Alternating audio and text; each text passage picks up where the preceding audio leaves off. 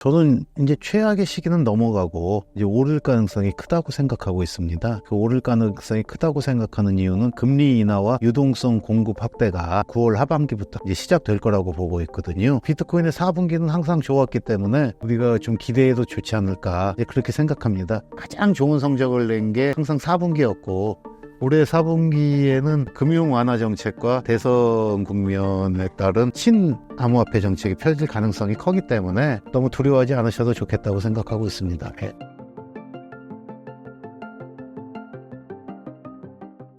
비트코인 하반기 전망은 어떻게 보시나요? 저는 이제 최악의 시기는 넘어가고 이제 오를 가능성이 크다고 생각하고 있습니다. 예, 그 오를 가능성이 크다고 생각하는 이유는 그 금리 인하와 유동성 공급 확대가 이제 그 9월 하순부터 이제 시작될 거라고 보고 있거든요. 물론 아까도 말씀드렸지만은 25bp는 이미 기정사실화돼 있고, 그리고 이게 대선 전 마지막 FOMC이기 때문에 그 B컷도 나올 가능성이 있고, 그리고 금리와 별개로 시중의 유동성 공급도 그 다양한 방법으로 이루어질 가능성이 큽니다. 상업용 부동산 가격 하락에 따른 어떤 은행들의 리스크를 갖다 덜어주기 위해서 그쪽에도 자금 공급이 될 가능성이 높고요. 시중에 아무튼 돈이 풀린다고 하는 거는 그 위험자산이나 비트코인에게 다 좋은 거거든요. 그렇기 때문에 어떤 경기 침체 때문에 그동안 자산 가격이 너무 올라가지고 이거 거품이 붕괴되는 거 아니냐, 이제 이런 두려움 때문에 그 가끔가다 시장의 발작이나 이런 걸 일으킬 가능성은 없지 않아 있다고 보지만, 그렇다고 하더라도 비트코인은 조만간 중심을 잡고 다시 상승할 것이다. 전 이렇게 보고 있습니다. 왜냐하면 비트코인은 발행량이 한정되어 있는 인플레이션 해지 수단일 뿐만이 아니라 그 자산 가격이 폭락했을 경우에 그 자산 가격 폭락을 대비하기 위한 어떤 위험 회피 수단으로, 안전자산으로, 그러니까 인플레이션과 디플레이션을 모두 방어할 수 있는 그런 특성을 갖다가 가진 좋은 돈으로서 특성을 가지고 있거든요. 근데 사람들이 그거를 갖다가 그렇게 아직 인정을 안 하기 때문에 같이 휩쓸리는 거지만, 그거를 인정하는 사람들은 조금씩이나마 계속 늘어나고 있거든요. 그렇기 때문에 어느 계기로 만약 그런 리스크, 그런 폭락 사태가 온다면 비트코인은 급등할 가능성도 있다고 생각합니다. 예. 그리고 이제 계절적인 요인인데 그 부분에 대한 제가 왜 그렇다고 딱 설명드리긴 힘든데, 그 10월을 그 우리가 영어로 옥토버라고 부르잖아요. 근데 이 비트코인 투자자들은 업토버라고 부릅니다. 비트코인이 업한다. 그래갖고 10월은 항상 올랐어요. 거의. 예. 10몇 년 동안 2, 3년 빼놓고는 대부분 오르고, 오른 폭도 굉장히 커가지고 그 평균 상승률이 몇십 프로가 됐을 정도거든요. 그렇기 때문에 그 비트코인을 11월도 좋고, 그래가지고 비트코인의 4분기는 항상 좋았기 때문에 우리가 좀 기대해도 좋지 않을까 그렇게 생각합니다. 이제 이런 걸 갖다 근간으로 해서 그 비트파이넥스 같은 경우는 연말까지 12만 달러까지 상승할 수 있다고 이렇게 판단을 갖다 했고요. 그 반감기를 여기는 중시해가지고 반감기 후 대여섯 달 뒤에는 신고점을 경신할 가능성이 높다. 그렇기 때문에 연말까지는 이렇게 될 거다, 이런 얘기를 갖다 했습니다. 미국 대선 결과에 따라 비트코인 시장에 미칠 영향을 어떻게 전망하시나요? 대선이란 건 우리나라도 그렇지만은 항상 보면은 시장에서 유권자들의 주머니와 관련된 좋은 소식을 많이 전해주려고 하지 않겠습니까? 당연히 그렇겠고, 그러다 보니까 좋은 소식이 여기저기서 나올 텐데, 특히나 그 암호화폐 세력, 암호화폐 커뮤니티는 이쪽을 갖다 일찍 투자하는 사람들이고, 이쪽을 혁신이고 암호화폐가 미래라고 생각하는 사람들이거든요. 이런 생각을 갖다 하기 때문에 그렇지 않은 분들은 투기꾼이라고 이렇게 매도하기도 하지만, 이제 본인들은 그렇게 생각을 하고 있어요. 그렇기 때문에 자기가 옳다고 생각하고 확신을 가지는 데 대해서 같이 방향성을 갖다 공유해 준다고 하면 거기를 갖다 찍으려고 하는 수요가 강하거든요. 그렇기 때문에 지금 공화당이나 민주당이나 전부 다 친암호화폐적 성향을 이렇게 커뮤니티에 보여주기 위해서 굉장히 노력을 하고 있습니다.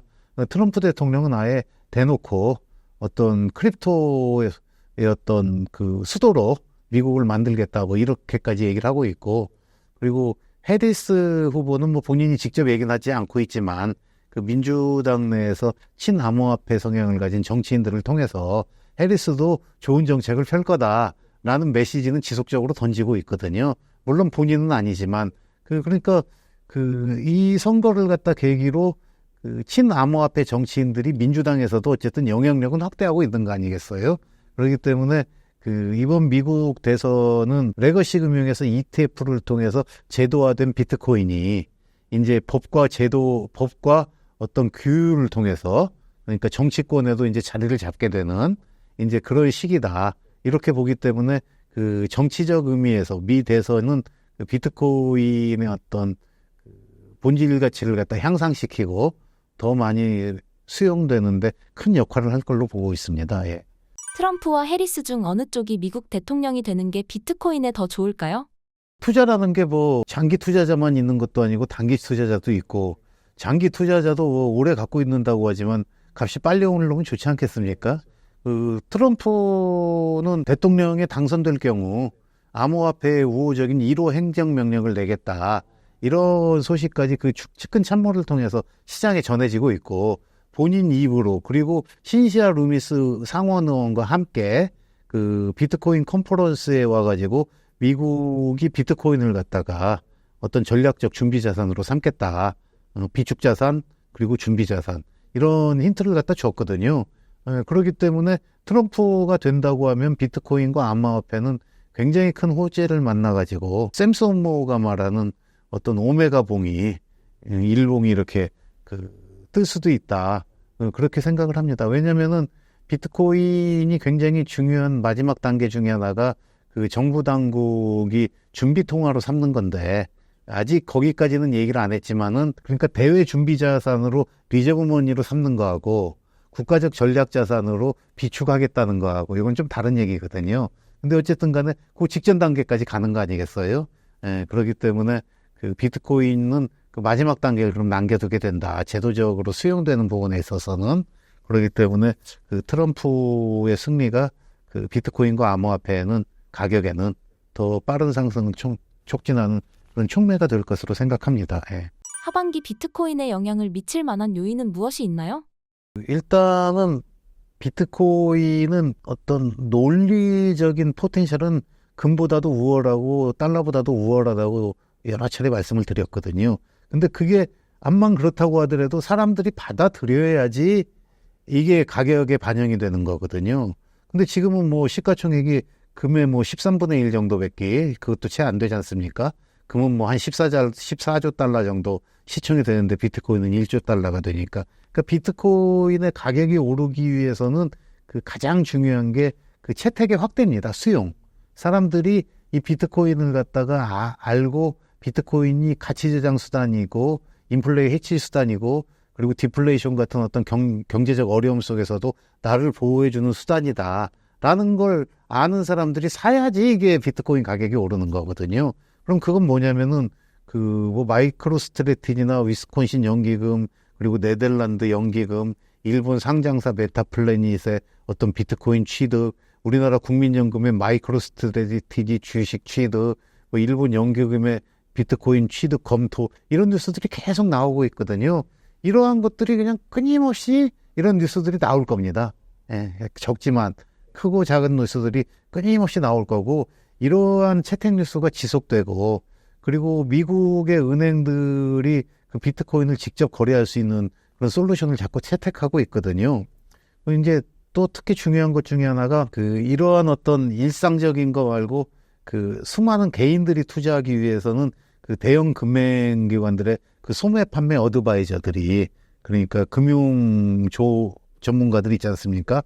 이분들이 자기들 고객들에게 이걸 사라 비트코인을 이렇게 채택을 갖다 해줘야 되는데 그게 기대보다 지금 늦게 되고 있어요. 그게 지금 그걸 채택하고 있는 투자 상담사들이 10%도 아직 채 안 된다고 그러더라고요. 골드만삭스가 얼마 전에 했던 뉴스가 나오고 그랬는데 그런 부분이 좀 더 본격적으로 도입되게 되면 어떤 계기를 통해서 한번 되고 근데 이거는 이제 ETF가 도입될 때까지 가격이 많이 올랐으니까 이 사람들이 선뜻 추천하기가 힘들었을 수도 있다고 생각해요. 증권사도 그런 생각을 하고 비트코인을 믿는 사람들이야 계속 더 간다고 생각하지만, 하지만 지금의 약세 국면을 극복하고 비트코인이 한번 다시 재상승 국면을 타게 된다면은 그때는 더 큰 이런 상승 사이클을 만들 수도 있을 거다, 이렇게 생각을 합니다. 그리고 여기 보면은 4분기는 아까 늘 좋다고 했는데 4분기 비트코인 수익률 표를 한번 보면요, 작년에 56.9%가 올랐고 2017년은 200%, 2020년은 168% 이렇게 해가지고 지금까지 평균 88.84%가 올랐습니다. 그리고 이제 중간값이라고 해서 가장 높은 값과 가장 떨어진 가격을 해가지고 그 사이에 있어서 중앙이 어딘가를 갖다가 따져봤을 때 그게 56.9%였거든요.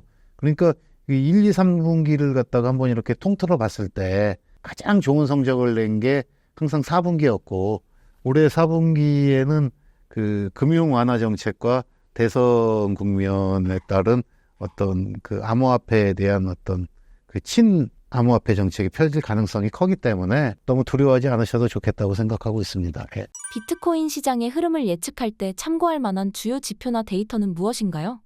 이제 저는 늘 그렇게 가련히 생각을 하는데, 비트코인 해시레이트라고 비트코인 최고라는 데 드는 어떤 컴퓨터의 총 용량이 어느 정도냐가 장기 그래프를 갖다가 보게 되면은 거의 같이 가고 있습니다, 가격하고. 그러니까 그 부분이 근데 단기적으로는 좀 이렇게 변동이 있는데 끊임없이 강화되고 있거든요. 그러니까 그게 가격은 떨어져도 그게 계속해서 오르고 있다 그러면은 비트코인이 회복될 가능성을 갖다 보여주는 거고, 그리고 단기 투자자분들은 MVRV라고 해갖고 비트코인의 시가총액과 그리고 비트코인이 마지막으로 이렇게 네트워크에서 움직인 실현 시가총액이라는 개념이 있거든요. 비트코인을 가령 2만 달러일 때 이렇게 네트워크에서 옮긴 걸 모두 더하면 2만 달러, 3만 달러 뭐 이렇게 쭉 되지 않겠습니까? 요게 이제 그렇게 마지막 옮긴 걸 갖다 마지막 거래로 봐가지고 그 가격으로 산정한 게 이제 실현 시가총액 RV예요. 그리고 시가총액은 지금 있는 시장 가격에다가 총 가격을 곱한 게 시가총액 아니에요. 요게 근데 3을 넘으면은 좀 과열이다, 아니면은 이 일은 너무 저평가다, 이런 기준이 있기 때문에 이제 그 지표를 한번 보시면서 한번 투자하는 것도 좋지 않을까, 그렇게 생각을 합니다. 예.